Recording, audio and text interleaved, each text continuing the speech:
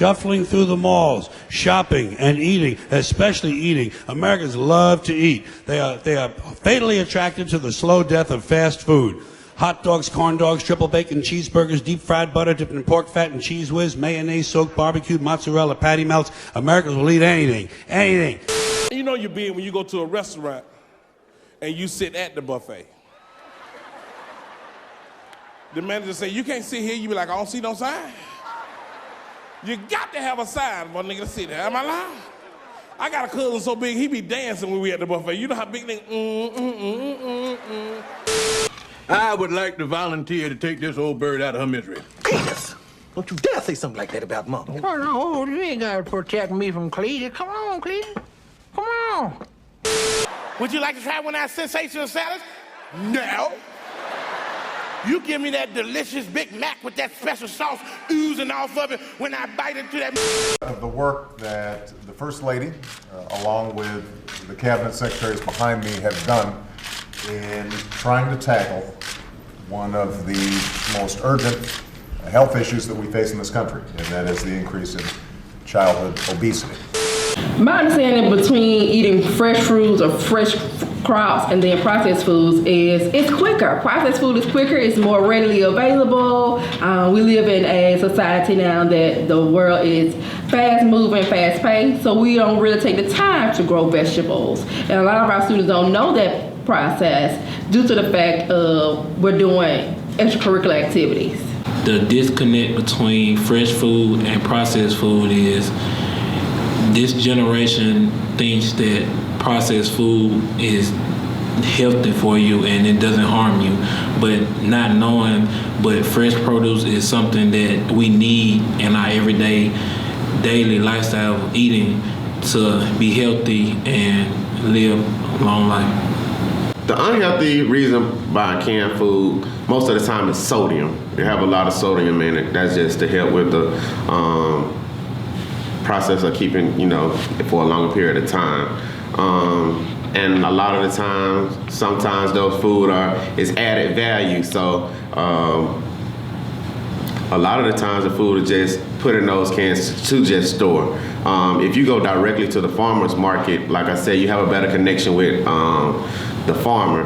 And now with them having programs where they take WIC, food stamps, SNAP, all of those benefits, it gives the low and under served communities the better access to healthier foods by going directly to the farmers markets instead of going to Dollar General, Family Dollar, or the grocery store to buy canned foods that have you don't know how long it's been sitting on the counter, the shelves. The only thing you know is the expiration date. Mm-hmm. So if you go to the farmer's market, 9 times out of 10, this farmer picked this food in this week, and this food is fresh. The fresh is just about you going to get, other than you going to pick it yourself. So I think it's a great way, and that you can get underdeserved can get food, and they don't have to worry about not having that access.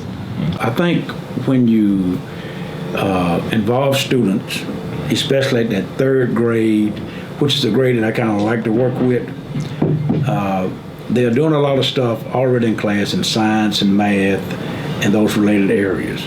But when we involve the school learning garden process, it kind of gives them an outdoor classroom, outdoor operatorium to kind of go to reinforce what they are learning inside the classroom and things that they're doing in the co-curriculum of their school. So when they go outside to the learning environment, then you can incorporate math, you can incorporate various science concepts, but more particularly, I think that when you engage students at an early age and they start learning about important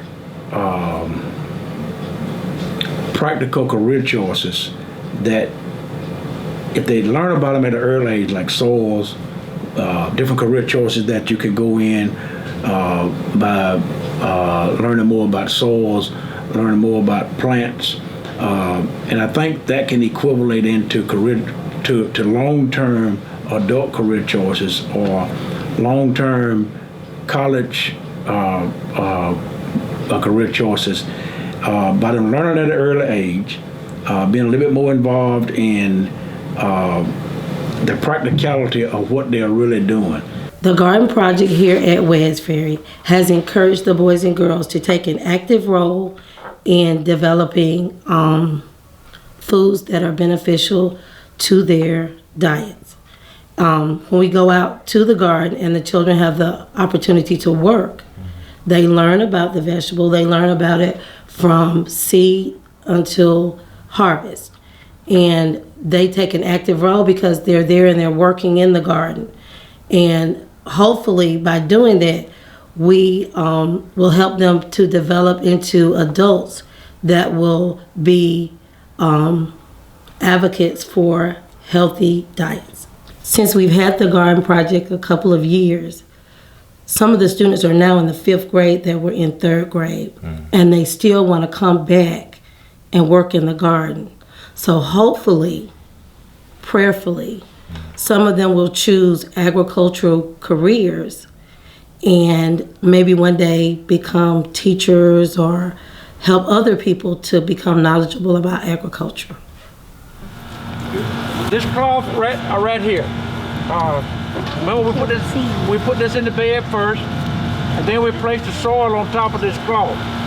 Well, this cloth acts as a control method for grass and weeds. Okay, now, but there's another factor. That factor is we've had several frosts.